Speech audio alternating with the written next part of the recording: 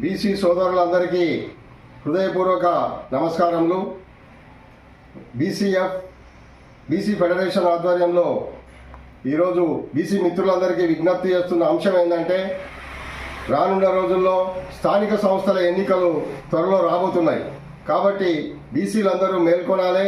అన్ని రాజకీయ పార్టీల మీద ఒత్తిడి తెచ్చి బీసీలకు ఎక్కువ సీట్లు ఇచ్చేటువంటి విధంగా మనము గట్టి పోటీనిచ్చే విధంగా బీసీ నాయకత్వం పల్లెలో ఎదగాలని కోరుకుంటూ, ముఖ్యంగా యువ నాయకులు బీసీలందరూ కూడా ఎన్నికల్లో పోటీ చేసి ఈ ఎన్నికల్లో స్థానిక సంస్థల్లో గ్రామ పరిపాలన మన చేతిలోకి తీసుకోవాలి.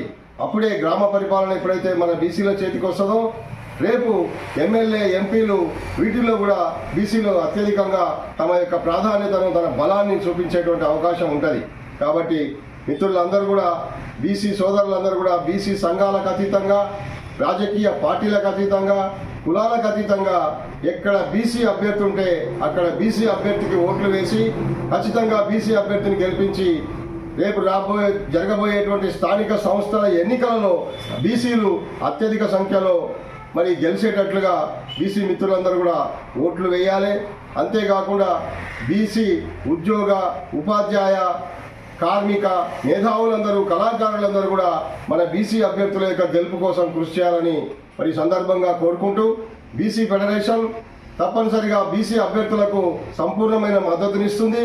ఒకవేళ ఏదైనా రాజకీయ పార్టీ బీసీలకు కనుక సీట్ ఇవ్వకపోతే బీసీఎఫ్ తరఫున తప్పనిసరిగా వాళ్ళకు బీఫామ్ ఇచ్చి వాళ్ళను ఎన్నికల్లో గెలిపించడం కోసం బీసీఎఫ్ కృషి చేస్తుందని ఈ సందర్భంగా తెలియజేస్తున్నా. మేము బీసీ ఫెడరేషన్ బీసీఎఫ్ రాష్ట్ర కమిటీ ఆధ్వర్యంలో రాష్ట్ర వ్యాప్తంగా కూడా ఈ నిర్ణయం తీసుకోవడం జరిగింది. ఈరోజు బీసీ ఫెడరేషన్ రాష్ట్ర అధ్యక్షుడిగా నేను నాగనమూని చెన్నరాములు ముదిరాజ్, అదేవిధంగా రాష్ట్ర ప్రధాన కార్యదర్శి ఎం రామన్ గౌడ్ మాజీ ఎంపీటీసీ, అదేవిధంగా ఏర్పుల తిరుపతి యాదవ్ రాష్ట్ర కార్యదర్శి, మేమందరం కూడా రాష్ట్ర వ్యాప్తంగా అన్ని జిల్లాలలో పర్యటించి బీసీలందరినీ కూడా పోటీ చేసి అత్యధిక మెజార్టీతో గెలిచేటందుకోసం మేమంతా రాష్ట్ర కమిటీ నిర్ణయం తీసుకున్నది. కాబట్టి ఎక్కడికక్కడ రాష్ట్ర కమిటీ సభ్యులందరూ కూడా అన్ని జిల్లాలలో చైతన్యమై ముందుకొచ్చి యువకులందరూ కూడా ఈ ఎన్నికల్లో పోటీ చేయాలని ఈ సందర్భంగా విజ్ఞప్తి చేస్తున్నాం. అన్ని రాజకీయ పార్టీలు కూడా ఖచ్చితంగా బీసీలకు చెప్పినటువంటి వాగ్దానం ప్రకారంగా 42% కాదు, జనాభా ప్రాతిపదికన ఎక్కడ బీసీలు నాయకత్వం ఉంటే అక్కడ బీసీలకు సీట్లు ఇచ్చి గెలిచే విధంగా వాళ్ళని ప్రోత్సహించాలని అన్ని రాజకీయ పార్టీలకు విజ్ఞప్తి చేస్తున్నాం.